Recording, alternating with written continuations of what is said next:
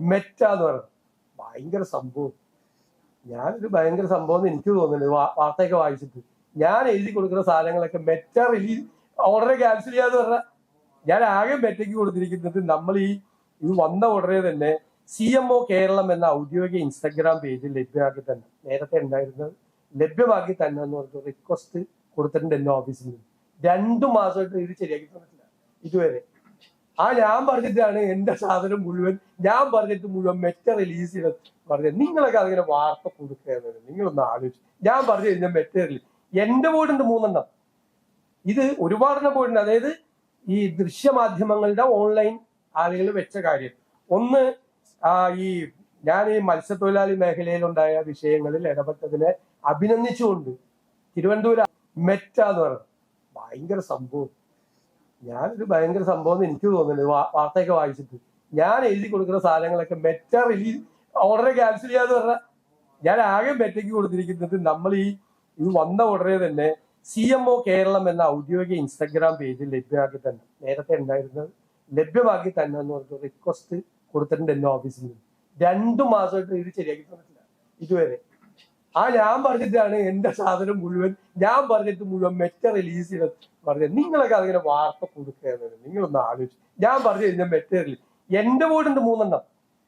ഇത് ഒരുപാടെണ്ണം പോയിട്ടുണ്ട്. അതായത് ഈ ദൃശ്യമാധ്യമങ്ങളുടെ ഓൺലൈൻ ആളുകൾ വെച്ച കാര്യം.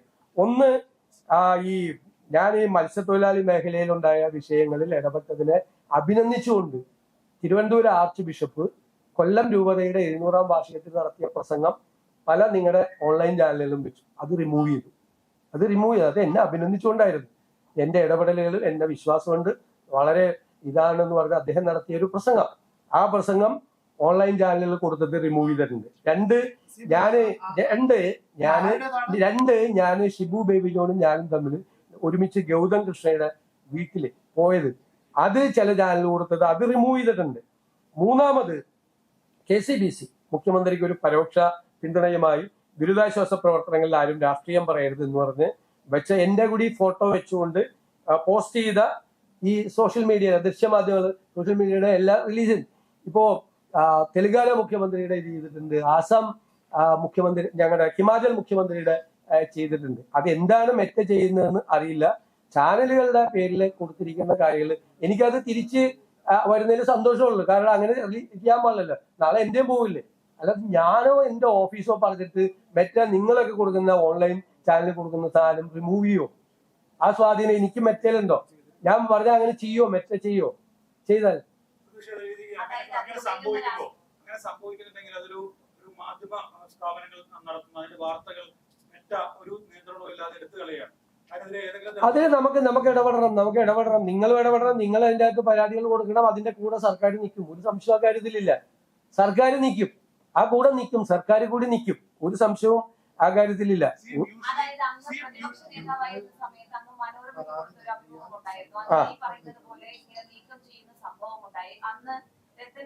അദ്ദേഹമാണ് അതിൽ ഇടപെടുകയും മെറ്റയുമായി സംസാരിക്കുകയും അത് പുനഃസ്ഥാപിക്കുകയും ചെയ്തത്. ഇന്ന് അതേ ഉദ്യോഗസ്ഥൻ അങ്ങയുടെ ഓഫീസിലെ സ്റ്റാഫ് കൂടിയാണ്. അപ്പോൾ ഇങ്ങനെ ഒരു വിഷയം ഉയർന്നു വരുന്നത് അല്ല, പ്രതിപക്ഷ നേതാവായിരുന്ന ഞാൻ മനോരമ ന്യൂസിലെ കൊടുത്ത ഒരു പോസ്റ്റ് പോലീസിനെ ഉപയോഗിച്ചിട്ടാണ് അന്ന് റിമൂവ് ചെയ്തത്. പോലീസ് അല്ലല്ല, കേൾക്ക്, പോലീസിനെ ഉപയോഗിച്ചിട്ടാണ് അത് റിമൂവ് ചെയ്തത്. പോലീസിനെ ഉപയോഗിച്ചു. ഇപ്പൊ ഇലക്ഷൻ പരാതി കൊടുത്ത് ഞാൻ പരാതി കൊടുത്തില്ലേ, ചീഫ് ഇലക്ടറൽ ഓഫീസർക്ക് പരാതി കൊടുക്കൂലേ? പരാതി കൊടുക്കും. എന്നിട്ട് അവരത് പ്രസ്താവിച്ചാൽ തെറ്റാണെന്ന് പറഞ്ഞു. തെരഞ്ഞെടുപ്പ് ലംഘനം കൂടിയല്ലേ, തെരഞ്ഞെടുപ്പ് പ്രചരണത്തെ തടസ്സപ്പെടുത്തുന്നത്. അത് പോലീസ് ഉപയോഗിച്ച്. അതിൻ്റെ അത് ഒന്നുമില്ല.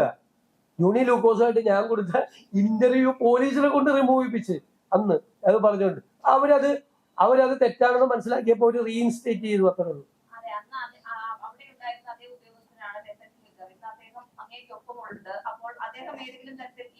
രക്തം കേൾക്കണമെന്നും മെറ്റയായിട്ടൊന്നും ഇപ്പൊ ഒരു സ്ഥലത്തും സംസാരിച്ചിട്ടില്ല. എന്റെ ഓഫീസിലെ ഒരാളും ഞങ്ങളെ ഓഫീസിൽ പറഞ്ഞ മെറ്റ നിങ്ങളെയൊക്കെ റിമൂവ് ചെയ്യാണ്, നിങ്ങളെല്ലാം റിമൂവ് ചെയ്യാണ്. ഞാൻ പറയില്ല, എനിക്ക് അനുകൂലമായിട്ടുള്ള കാര്യം പ്ലീസ് ഞാൻ പറയല്ലേ മറുപടി, പ്ലീസ് ഞാൻ പറയല്ലേ, അന്ന് ചോദിച്ചതിന് ഞാൻ മറുപടി പറയല്ലേ. എന്റെ അടക്കമുള്ള എല്ലാം റിമൂവ് ചെയ്യാണ് മുഖ്യമന്ത്രിമാരുടെ പലരും. അത് എന്താണ് മെറ്റയുടെ എന്തെങ്കിലും പോളിസിയിൽ ഉണ്ടായിരിക്കുന്ന ചേഞ്ച് ആണോ എന്താണെന്ന് വ്യക്തമല്ല. അത് നിങ്ങൾ അത് തിരിച്ചു വെക്കാൻ വേണ്ടിയിട്ട് നിങ്ങളുടെ ചാനലുകളിൽ നിന്നും ഓൺലൈൻ മീഡിയയിൽ നിന്ന് റിമൂവ് ചെയ്തിട്ടുണ്ടെങ്കിൽ തിരിച്ചു കൊണ്ടുവരാൻ വേണ്ടിയിട്ടുള്ള ശ്രമങ്ങൾ നിങ്ങൾ നടത്തണം. അതിന്റെ കൂടെ സർക്കാർ ഉണ്ടാവും. സർക്കാർ വേണമെങ്കിൽ കത്തെഴുതാം. ഞാൻ വേണമെങ്കിൽ കത്തെഴുതാം മെറ്റയ്ക്ക്. കാരണം എന്നെ വിമർശിച്ച് കൊണ്ട് വരുന്ന പോസ്റ്റ് ഒന്നും റിമൂവ് ചെയ്യരുത് എന്ന് പറഞ്ഞുകൊണ്ട് ഞാൻ കത്തെഴുതാം. ഞാൻ റെഡിയാണ്. നിങ്ങൾ ആർക്കെങ്കിലും അങ്ങനെ ആരെങ്കിലും മെറ്റ കൊണ്ടിട്ട് ഒരു 10 പോസ്റ്റ് റിമൂവ് ചെയ്തിട്ട് നമുക്ക് അങ്ങനെ എന്താ കേരളത്തിലെ മാധ്യമങ്ങളുടെയും സോഷ്യൽ മീഡിയയുടെയും വായി മൂടി കിട്ടാൻ പറ്റുമെന്ന് വിശ്വസിക്കുന്ന ഒരു മൂഢനാണോ ഞാൻ?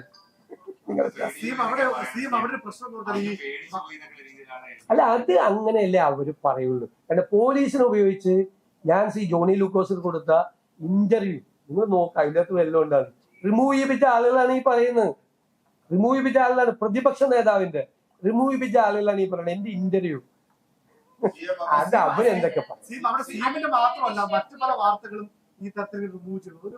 ഒരു അസാധാരണ അല്ലെങ്കിൽ ഒരു അപ്രഖ്യാപിത അടിയന്തരാവസ്ഥ ഒരു അപ്രഖ്യാപിതമായ രീതിയിലാണ്. കാരണം മെറ്റയുടെ പോളിസി ചേഞ്ച്, മെറ്റ പ്രധാനമന്ത്രിയോട് മാപ്പ് പറഞ്ഞുള്ള വാർത്ത നമ്മൾ കണ്ടു. അതിനുശേഷമാണ് ഇത് ത്രൂ ഔട്ട് ഇന്ത്യയിലുണ്ട്, കേരളത്തിൽ മാത്രമല്ല. അതുകൊണ്ടാണ് ഞാൻ തെലങ്കാനയിലെ കാര്യം പറഞ്ഞത്, ഹിമാചൽ മുഖ്യമന്ത്രിയുടെ പറഞ്ഞത്. ഇങ്ങനെ പല സംസ്ഥാനങ്ങളിലും ഇതുമായിട്ട് ബന്ധപ്പെട്ട റിപ്പോർട്ടുകൾ വരുന്നുണ്ട്. നിങ്ങളിത് റിമൂവ് ചെയ്യപ്പെട്ട സ്ഥാപനങ്ങൾ അവർക്ക് പരാതി അയക്കി, നമ്മളും പറയാം, നമ്മൾ അതിന്റെ കൂടെ നിൽക്കാം, സർക്കാർ അതിന്റെ കൂടെ നിൽക്കാം. നിങ്ങളിപ്പോ എനിക്കെതിരെ ഇട്ടിരിക്കുന്ന സംഭവങ്ങൾ പോലും പുനഃസ്ഥാപിക്കണമെന്ന് ഞാൻ ആവശ്യപ്പെടാം. എനിക്കൊരു ബുദ്ധിമുട്ടില്ല. അത് വന്നാൽ അല്ലെങ്കിലും പറയുന്നില്ലേ. അല്ലല്ല, പോലീസ് ഇതുമായിട്ട് യാതൊരു അല്ല അത് അവര് ചെയ്യുന്നതല്ല, അവിടെ നിന്ന് ചെയ്യുന്നതല്ല. അവരോടാണ് നമ്മൾ ആവശ്യപ്പെടുന്നത്. അവരാണ് ഇതിന്റെ അതോറിറ്റി. അവർക്ക് മാത്രമേ ഇത് റിമൂവ് ചെയ്യാൻ പറ്റുള്ളൂ. കുറവ് അതല്ലേ സർക്കാർ ഇടപെടാന്നല്ലേ ഞാൻ പറഞ്ഞത്. നിങ്ങൾ കൂടി വേണം. നിങ്ങൾ നീക്കം ചെയ്ത ആളുകൾ പരാതി കൊടുക്കണം. കാരണം നിങ്ങളാണ് അഗ്രീവ്ഡ് പാർട്ടി. ഇത് നീക്കം ചെയ്ത സ്ഥാപനങ്ങളാണ്.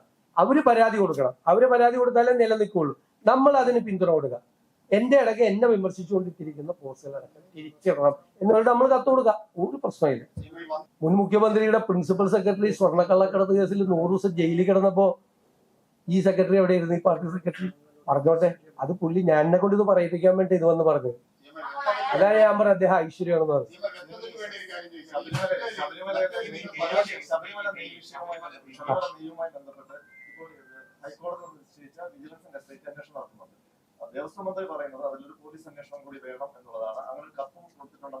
ഇല്ലില്ല, അത് ഹൈക്കോടതിയുടെ നിയന്ത്രണത്തിൽ നടക്കുന്ന അന്വേഷണമാണ്. ആ അന്വേഷണ പരിധിയിൽ സർക്കാർ ഇടപെടില്ല. ഞാനിത് ദേവസ്വം മന്ത്രിയായിട്ട് അത് വളരെ വിശദമായി സംസാരിച്ചു. ഹൈക്കോടതിയുടെ നേരിട്ടുള്ള നിയന്ത്രണത്തിൽ അവർ തന്നെ സെലക്ട് ചെയ്ത ഉദ്യോഗസ്ഥന്മാർ, നമ്മളല്ല വെച്ചത്, ഹൈക്കോടതി തന്നെ നേരിട്ട് സെലക്ട് ചെയ്ത ഉദ്യോഗസ്ഥന്മാരെ വെച്ചുകൊണ്ട് നടത്തുന്ന അന്വേഷണമാണ്.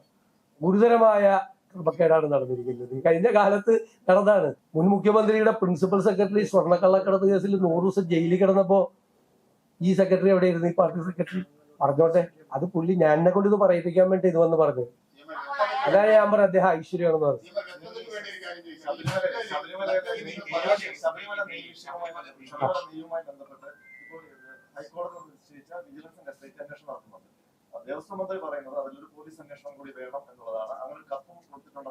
ഇല്ലില്ല, അത് ഹൈക്കോടതിയുടെ നിയന്ത്രണത്തിൽ നടക്കുന്ന അന്വേഷണമാണ്. ആ അന്വേഷണ പരിധിയിൽ സർക്കാർ ഇടപെടില്ല. ഞാനിത് ദേവസ്വം മന്ത്രിയായിട്ട് അത് വളരെ വിശദമായി സംസാരിച്ചു. ഹൈക്കോടതിയുടെ നേരിട്ടുള്ള നിയന്ത്രണത്തിൽ അവർ തന്നെ സെലക്ട് ചെയ്ത ഉദ്യോഗസ്ഥന്മാർ, നമ്മളല്ല വെച്ചത്, ഹൈക്കോടതി തന്നെ നേരിട്ട് സെലക്ട് ചെയ്ത ഉദ്യോഗസ്ഥന്മാരെ വെച്ചുകൊണ്ട് നടത്തുന്ന അന്വേഷണമാണ്. ഗുരുതരമായ ക്രമക്കേടാണ് നടന്നിരിക്കുന്നത്. കഴിഞ്ഞ കാലത്ത് നടന്നതാണ്. കട്ടളപ്പടി അടിച്ചു മാറ്റി, സ്വർണ്ണ അടിച്ചു മാറ്റി, ഇപ്പൊ അയ്യപ്പന്റെ നെയ്യ് കൂടി അടിച്ചു മാറ്റി. എന്താ നടന്നിരുന്നത്? അതിനെല്ലാം ഒരു രാഷ്ട്രീയ നേതൃത്വത്തിന്റെ പിന്തുണ കൂടി ഉണ്ടായിരുന്നു. ഇതെല്ലാം പൊളിറ്റിക്കൽ അപ്പോയിന്റ്മെന്റ് ആയിരുന്നു. എല്ലാം പൊളിറ്റിക്കൽ അപ്പോയിന്റ്മെന്റാ. എത്രാമത്തെ LDF ഭരണകാലത്ത് എത്രാമത്തെ ദേവസ്വം ബോർഡ് പ്രസിഡന്റ് ജയിലിൽ കിടക്കുന്നത്? അമ്പലം വിഴുങ്ങികളായിരുന്നില്ല ഇവര്. ശബരിമലയിലെ ഏറ്റവും പുണ്യപുരാതനമായ ശബരിമല ക്ഷേത്രത്തിൽ കളവ് നടത്തിയിട്ട് കേരളത്തിന്റെ ചരിത്രത്തിൽ ഇന്നേവരെ ഇല്ലാത്ത തരത്തിൽ എത്രാമത്തെ ദേവസ്വം ബോർഡ് പ്രസിഡന്റ് ജയിലിൽ കിടക്കുന്നത്? സ്വർണ്ണ അടിച്ചു മാറ്റി, കട്ടള അടിച്ചു മാറ്റി, ദ്വാരപാലക ശില്പം അടിച്ചു മാറ്റി, അവസാനത്തെ നെയ്യ് കൂടി അടിച്ചു മാറ്റി. ഇനി എന്തെല്ലാം പറയായിരിക്കും? എന്തായിരുന്നു അവിടെ നടന്നത്? LDF ഭരണകാലത്ത് എന്തായിരുന്നു അവിടെ നടന്നത്?